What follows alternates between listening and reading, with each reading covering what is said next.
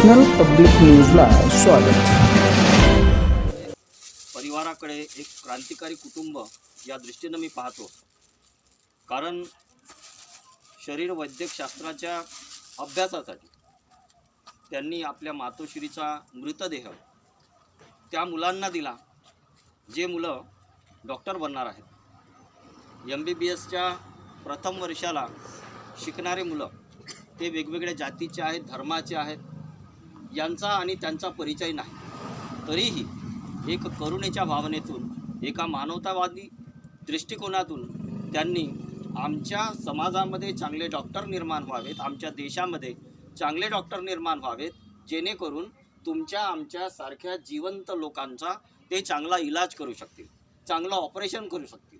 त्यांना जर मृतदेह मिळालाच नाही तर शरीराच्या आतमधली गुंतागुंतीची रचना त्यांना कोण कसे बघतील? ते केवळ पुस्तकी ज्ञानावर चांगले डॉक्टर बनू शकत नाही.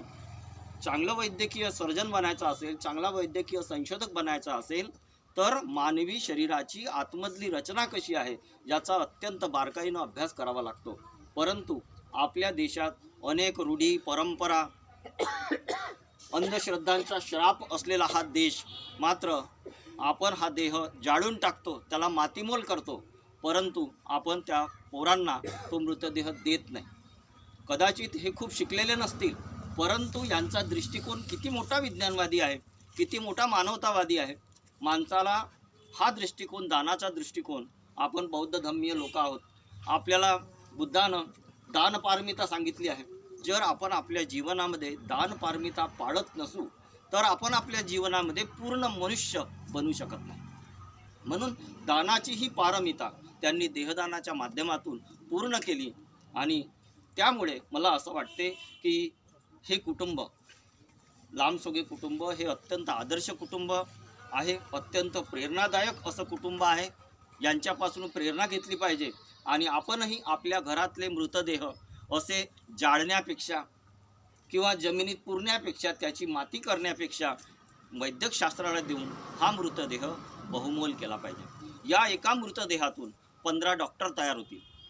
एका मृतदेहाला 40-40, 50-50 पोरं शिकतात, कारण मृतदेहच मिळत नाही. आणि मग जिसकी लाठी उसकी भैंस, पोरीबारींना असं मागं सरकवल्या जाते आणि त्यांना पाहू दिल्या जात नाही. हा देह मात्र 15 डॉक्टर तयार करणार आहे. आणि ते 15 डॉक्टर त्यांच्या आयुष्यभर 40-50 वर्ष वैद्यकीय सेवा देणार आहेत. त्याच्यामुळे हा फार मोठा क्रांतिकारक निर्णय आहे असं मी मानतो. लामसोगे परिवारानं आणखी एक काम केलं. त्यांनी हा मृतदेह जाळला नसल्याच्यामुळे 2 परिपक्व झाडांचा बळी गेला नाही. एक मृतदेह जाळायला 2 झाडं लागतात.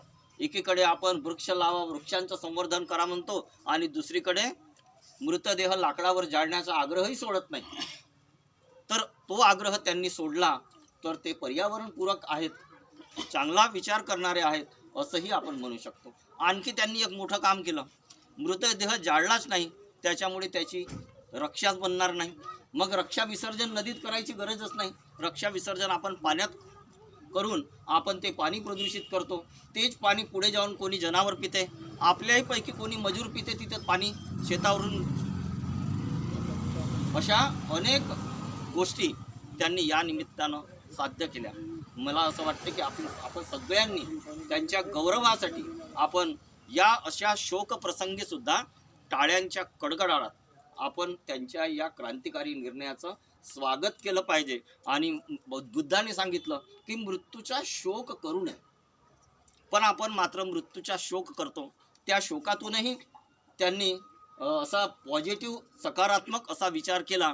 आई तर कधीच जाऊ नये असं प्रत्येकाला वाटते, आपली आई आपल्याला कधीच सोडून जाऊ नये असं प्रत्येकाला वाटते. त्यांनाही तसं वाटलं असेल, परंतु कोणाचा मृत्यू कसा होईल, कधी होईल, कोणत्या पद्धतीनं होईल हे सांगता येत नाही. बुद्ध सांगून गेले की जो जो जन्माला आला तो एक ना एक दिवस जाणारच आहे. हे सत्य त्यांनी स्वीकारलं. याच्या पुढेही असाच विचार त्यांच्याकडून होत राहो. मानव कल्याणाचा हा क्रांतिकारी विचार आहे. त्याच्यामुळे टाळ्यांच्या कडकडाटात आपण या परिवाराचं स्वागत केलं पाहिजे. आणि नुसतं टाळ्या वाजवून स्वागत करण्यापेक्षा आपण त्यांच्यापासून प्रेरणा घेतली पाहिजे. आपल्या बौद्ध समाजाची ती परंपरा झाली पाहिजे. बौद्ध समाज ज्या दिशेनं गेला त्या दिशेनं हा देश गेला.